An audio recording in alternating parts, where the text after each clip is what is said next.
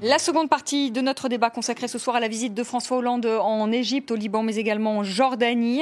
Le chef de l'État qui était ce week-end au Liban, qui était à Beyrouth, où il a annoncé une aide de 100 millions d'euros sur 3 ans pour aider les réfugiés syriens. Je rappelle quand même que le Liban accueille 1 100 000 réfugiés syriens aujourd'hui. La France, donc, qui propose une aide de 100 millions d'euros sur 3 ans. On écoute François Hollande. Le Liban, en plus que d'avoir des guerres à ses portes, d'avoir la menace terroriste, le Liban a accueilli et accueille encore des réfugiés en grand nombre, plus d'1 500 000. Et nous devons donc au Liban solidarité, assistance. Et nous le faisons, nous, la France, avec un esprit qui est celui du respect et de l'amitié. David Rigouleros, on donne 100 millions d'euros au Liban pour se donner bonne conscience parce qu'on a accueilli même pas 10 000 réfugiés syriens. C'est pas pour se donner bonne conscience, d'abord parce que ce sont des pays qui sont en souffrance, que ce soit Liban, Jordanie, ça représente le quart de la population en termes de réfugiés. C'est toute chose égale par ailleurs, c'est comme si on avait en France accepté de recevoir l'équivalent de 20 millions de réfugiés en très peu de temps. Donc il faut quand même réaliser ce que ça veut dire pour ces pays. Donc il y a aussi un intérêt bien compris, c'est l'idée que la gestion des réfugiés passe d'abord par les pays limitrophes, des zones de contact, en l'occurrence les pays qui sont à la frontière syrienne, c'est-à-dire Liban, Jordanie, etc. Il y a une stratégie effectivement de prise en charge, d'aide, qui n'est pas forcément désintéressée, mais ça, à la limite, ça peut être assez logique. Et puis, il y a une logique de solidarité quand même qui existe avec le Liban, particulièrement, qui est ancienne. Donc, c'est pas uniquement une logique d'affichage, même si c'est une somme... Un petit peu quand même, parce que dans le fond, on pourrait prendre aussi des réfugiés syriens, c'est-à-dire justement soulager ces pays, la Jordanie, vu le nombre, la Turquie ou encore le Liban. Là, on fait un chèque, c'est plus facile. À ce moment-là, on rentre dans le registre de la politique européenne des réfugiés. Donc on n'est pas dans l'unilatéralisme français pour gérer les réfugiés.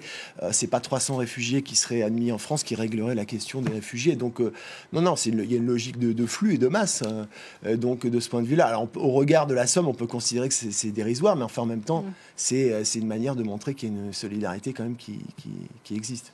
Alain Richard, on ne fait pas un chèque pour avoir bonne conscience? De toute façon, vous en êtes certaine. Vous posez la question, mais vous la posez d'une manière... non, je la pose avec un point d'interrogation. Mais le problème, c'est que vous n'allez pas me répondre oui. Non, parce que je pense que ce n'est pas exact et que votre réflexion est incomplète sur le sujet. Donc je vais vous aider. Alors allez-y, aidez-moi.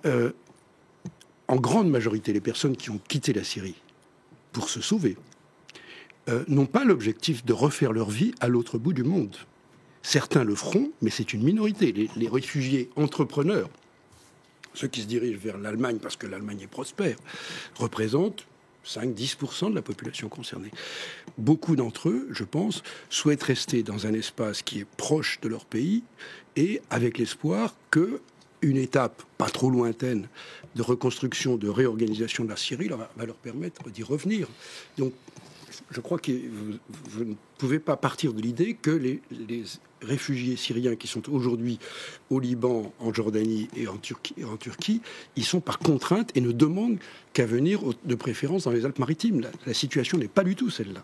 En revanche, nous avons des alliances, nous avons des relations de soutien réciproque, et c'est vrai aussi avec l'Égypte. Je veux dire, il y a aussi une influence française, une influence culturelle française en Égypte depuis des décennies, et beaucoup de gens y tiennent en Égypte.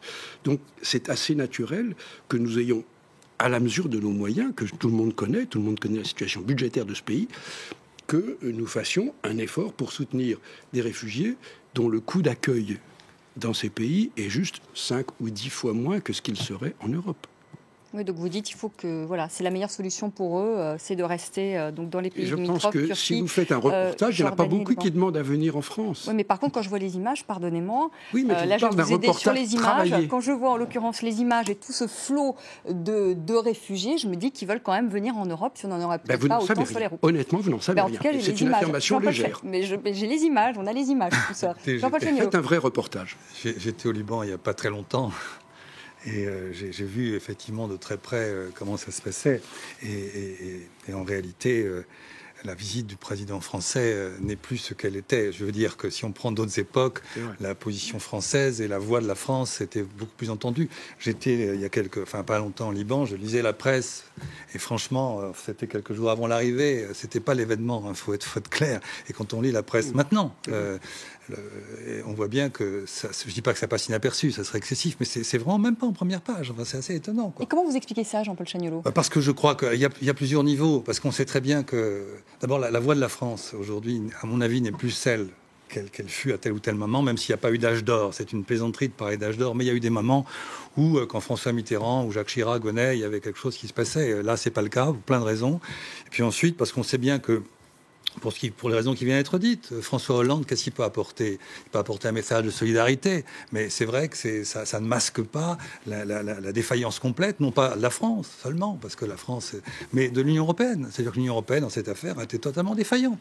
On peut se raconter des histoires, mais l'Allemagne a joué un jeu tout à fait différent. On a vu ce que ça a donné, et je crois que c'est une question qui touche en fait, l'avenir de l'Europe. C'est-à-dire qu'on a l'impression que... Alors, bien entendu, il faut qu'ils restent sur place. Bien entendu, ça serait très bien que les choses s'arrangent et qu'ensuite ils rentrent en Syrie, ce qu'ils veulent tous, bien entendu. Sauf que ça montre aussi les limites de l'Union européenne, ses défaillances, et je crains que ça soit le signe de quelque chose de très fort. Parce que comment ça réagit un peu partout, dans beaucoup de pays, y compris en France? C'est par du populisme.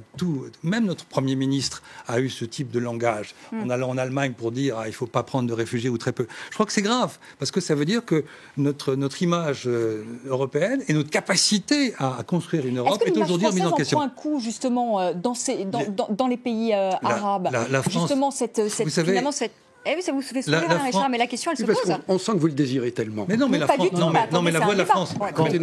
Nos téléspectateurs. La voix de la France aujourd'hui, je le répète, n'est plus ce qu'elle fut. Enfin, c'est très clair. Et je pense qu'il y a toujours une attente de la France. C'est ça qui est assez paradoxal. Et j'ai pas le sentiment qu'aujourd'hui, on ait la capacité de répondre à ces attentes. La France, comme l'Europe, comme même l'Amérique d'Obama, joue la Croix-Rouge. C'est l'impuissance incarnée. Rappelez-vous, il y a un siècle, en 1916, c'est la France et la Grande-Bretagne qui avaient dessiné les frontières de ces pays. Aujourd'hui, la France ne sait pas ce qui se passe dans les négociations de Genève. Aujourd'hui, la France et l'Europe réunies ne sont pas susceptibles de dire exit à Bachar el-Assad. Et c'est Assad qui expulse 10 millions de sa population. 4 millions à l'intérieur du pays et 6 millions à l'étranger. Ces gens-là, ils sont expulsés de Syrie pour rééquilibrer démographiquement. Et la France, l'Europe sont impuissants. En même temps, les Syriens qui ont vécu sous Assad, sous la dictature, ne souhaitent pas forcément rester, sauf les vieux qui ne savent pas apprendre la langue étrangère, qui ont peur d'aller en Europe où il fait trop froid. En revanche, il y a une tranche massive de jeunes qui ne rêvent que d'aller en Europe. Et d'ailleurs, au risque de leur vie, ils franchissent les mers.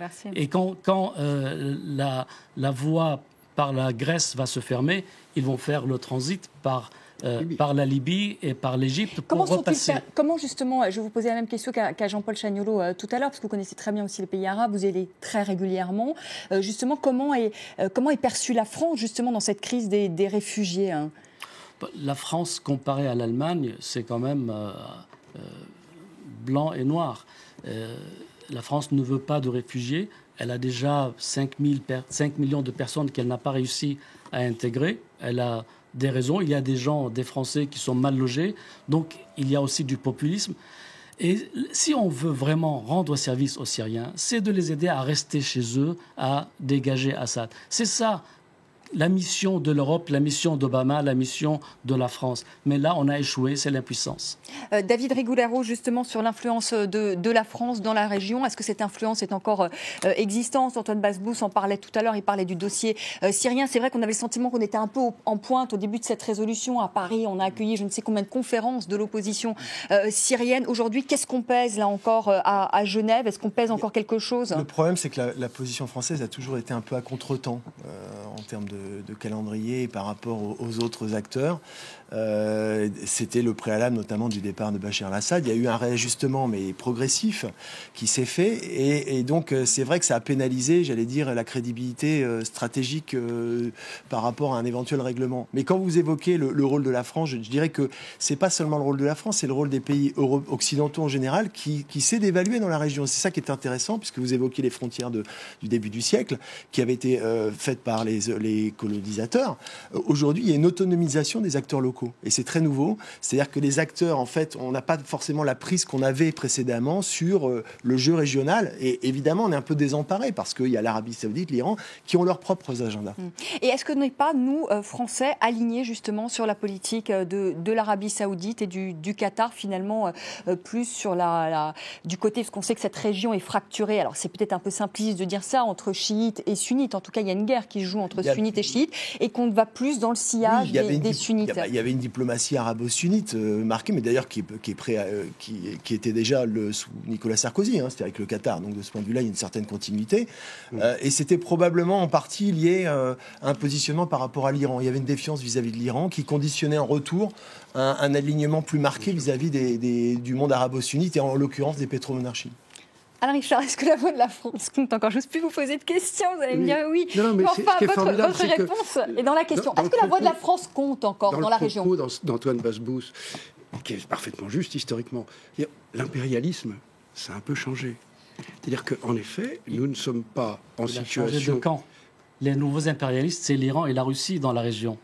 Alors que nous, on est existant. C'est possible, mais ça se fait quand même avec des outils qui sont moins violents que ce qui s'est passé quand on a dépecé l'Empire ottoman.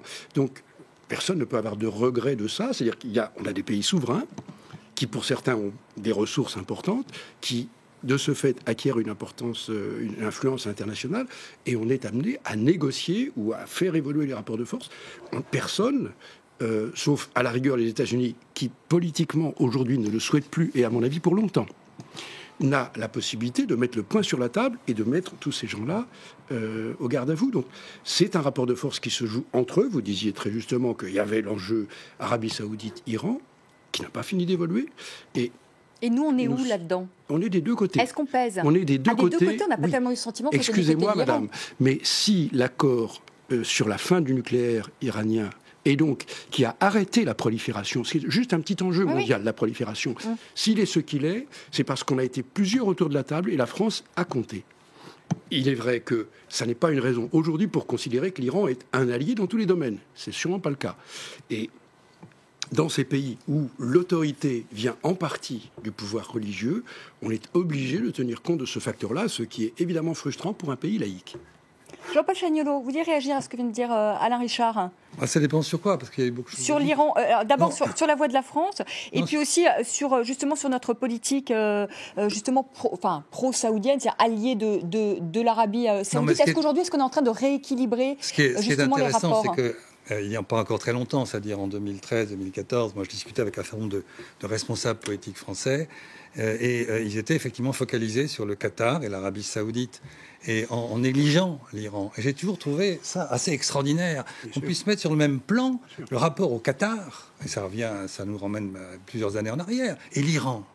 Et de ce point de vue-là, la France a une ligne très continue de Sarkozy à Hollande, avec pour des raisons historiques qu'on peut comprendre, qui était vraiment être le livre blanc de 2013 a des mots très très durs sur la menace de l'Iran, sans beaucoup de nuances. Bon, autrement dit, les Français n'ont pas non, parce que c'était absolument pas. Il n'y a pas d'analyse, c'était juste des affirmations comme ça, mais sans qu'il y ait d'anticipation. Prolifération, dit Alain Richard. Comment? Comme le problème du nucléaire. Un livre blanc ne fait pas de roman.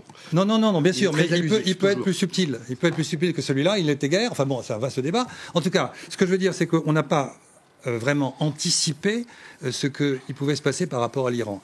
Et je crois qu'entre 2007 et 2015, par exemple, la France a été un peu à la remorque. Les États-Unis ont eu une politique à partir de 2009. Ils ont décidé de renouer avec l'Iran, d'essayer d'aller vers cet accord. Alors la France a joué un rôle assez marginal dans cette affaire du 14 juillet 2015, quoi qu'on en dise. Et puis bon, maintenant, on tire les bénéfices parce que du coup, on a fait un revirement très important. On a accueilli Rouhani et tout ceci est très positif. Mais je pense vraiment qu'on a manqué d'anticipation contradiction par rapport à ce qu'est l'Iran. Je vous dis, quand on entendait certains responsables politiques comparer notre politique vis-à-vis du Qatar et vis-à-vis de l'Iran, j'ai toujours trouvé ça pour le moins étonnant. Enfin, dans un cas, il y a un grand pays, et dans l'autre cas, il y a un autre pays, on va dire. Voilà, je crois, c'est là-dessus. Et je voulais revenir simplement sur la stabilité. Juste un mot qui était un mot très intéressant. Mais qu'est-ce que ça veut dire? Est-ce qu'on fait une politique simplement en fonction de la stabilité? La stabilité, ça veut rien dire. La stabilité, tout dépend des conditions de cette stabilité. Si c'est une stabilité qui écrase des peuples, par exemple, ça veut dire qu'on cache des violences à venir qui un jour se déclenchent et il ne faudra pas s'en étonner. Donc la stabilité est évidemment un paramètre essentiel, on est bien d'accord, mais c'est plus complexe que ça. Parce que si on dit que, par exemple, actuellement, la question israélo-palestinienne, il faut la conserver telle que parce qu'il y a une stabilité, il est évident que c'est un contresens absolu, et ainsi de suite. Et pour l'Égypte, j'en dirais à peu près autant. Je crains fort que donc c'est pas un critère, ce que vous dites. On a commencé l'émission en parlant des critères. Cette stabilité cache des contradictions qui un jour vont éclater. Donc autant essayer de s'y préparer, parce qu'un jour, elles vont éclater, forcément. Bon, et sur un dernier mot... Rapidement, parce que je vais donner la parole aussi à Antoine. Allez, Antoine Basbous, la parole, elle tourne. Antoine, justement, sur les erreurs d'analyse, pour rebondir sur ce que disait Jean-Paul Chagnolo, est-ce que la France a fait une erreur d'analyse justement par rapport à l'Iran, grande puissance, disait Jean-Paul Chagnolo à l'instant, et finalement on s'aligne sur le Qatar qui reste un petit pays et finalement qui n'a pas le poids de l'Iran. Est-ce que là il y a une erreur d'analyse? Et surtout aussi, Jean-Paul Chagnolo parlait du mot erreur, problème d'anticipation. Est-ce que vous partagez son point de vue? Écoutez, le Qatar, c'est même pas un quartier parisien, c'est 230 000 habitants en comptant les vieux, les bébés et les femmes et les enfants. Donc c'est pas vraiment, on ne peut pas faire la balance entre le Qatar et l'Iran. Mais je voudrais revenir sur le théâtre du Levant. Il y a des acteurs et il y a des spectateurs. La France, l'Europe et même l'Amérique d'Obama, nous sommes dans la partie spectateurs, alors que les acteurs sont d'abord l'Iran, ensuite la Russie. Voilà, ça, c'est la réalité. Deuxièmement, il y a les pays qui sont acteurs, sont des puissances déterminées qui mettent le poids. Quand ils ont une politique, eh bien, ils avancent, ils se sacrifient, ils prennent des risques. Alors que les Occidentaux ont la diplomatie du banquet et du communiqué. C'est-à-dire qu'on réunit les amis de la Syrie, au Quai d'Orsay ou à l'Élysée, on organise un bon banquet, plusieurs communiqués, et ça se termine là. Alors que les Iraniens envoient des soldats, envoient des missiles, des armes, des instructeurs, et eux gagnent. Un mot, allez, Jean-Paul Chagnolo, un mot, et ensuite David Rigoulet-Rose. Juste un mot. Pour rappeler simplement un moment. Août 2013 en Syrie. Par rapport à ce que vient de dire Antoine Basbous, la France, les États-Unis avaient dit si jamais le régime envoie des armes chimiques, nous interviendrons. La France était prête à le faire. Là, c'est pas sa responsabilité. Les Américains nous ont lâché en race campagne. Et je crois que c'est un moment très important dans tout l'équilibre d'efforts dont nous avons parlé. David Rigoulet-Rose, justement sur l'influence de la France dans la région, on compte plus grandement, c'est ce que vous diriez? C'est vrai qu'elle est en partie dévaluée aujourd'hui, à la fois du fait d'une baisse des moyens, et ça c'est général, et puis parce que probablement il y a des contradictions qui n'ont pas été, vous évoquez par rapport à l'Iran et d'autres pays, qui n'ont pas été résolues en amont. Et donc il y a une forme de suivisme sur un une espèce de position relativement confortable sur une position traditionnelle arabo-sunnite, alors qu'il y avait des convulsions au niveau régional qui auraient probablement poussé à revoir un certain nombre de paramètres, et donc y compris de positionnement pour la France par rapport, et là je me place pas au niveau des contrats, on n'est pas du tout au niveau des contrats commerciaux, mais par rapport à une vision stratégique de la région. Qui nous manquait finalement d'anticipation, un manque de vision. Oui, probablement un relatif manque de vision partielle, mais qui n'est pas propre à la France, qui est propre à l'Europe d'ailleurs, puisque l'Europe se trouve assez démunie par rapport à cette situation. L'Europe, ce n'est pas un manque de vision, c'est une absence totale de vision. Oui. Bon, allez, Alain Richard. C'est bien d'expliquer que tout est catastrophique comme ça. Non, allez, justement, vous allez nous donner le mot de la fin. Non, mais je ne pense pas que vous l'ayez dit, sinon vous ne réagiriez pas. Donc, simplement, la France s'est aussi dotée, et c'est vrai en particulier du quinquennat actuel, ça avait commencé avant, d'une autre priorité qui est partagée, au moins qui est acceptée par les États-Unis, qui est de contribuer à éviter d'autres incendies en Afrique subsaharienne. Personne d'autre ne le fait. Nos collègues européens acceptent des petits éléments de soutien, il faut les en remercier, c'est pas la peine de les injurier en plus, mais c'est vrai que le Centrafrique, il n'y avait pas grand monde pour y aller. Le Mali, Je pense même, moi, qu'on a réagi un peu tard. On a attendu vraiment le moment où une grande ville était menacée. Mais ce que nous faisons là, personne d'autre ne le fait. Ce qui fait que les divisions ou les capacités de frappe supplémentaires en Syrie, comme ça a été très bien dit, il aurait fallu être au moins à 2 ou 3 puissances pour agir au moment de 2013. Le président Obama savait que le Congrès était contre. Et donc, on a tiré les conséquences. Et il l'a consulté avant, ce qu'il n'avait pas à faire. Mais du coup, on n'était pas en capacité d'agir.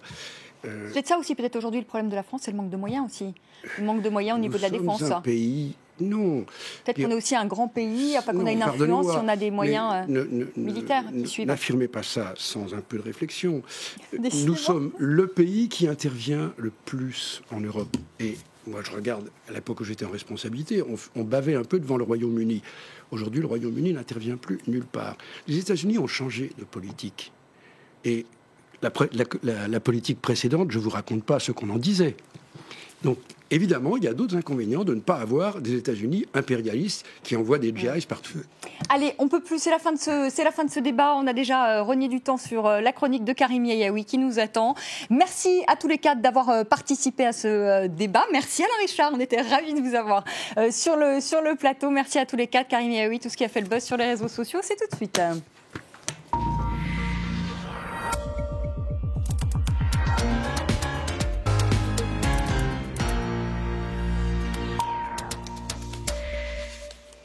Bonsoir Karim. Bonsoir à tous. Et on commence avec François Hollande qui est dans une mauvaise passe et qui n'avait pas besoin de ce mouvement Nuit debout.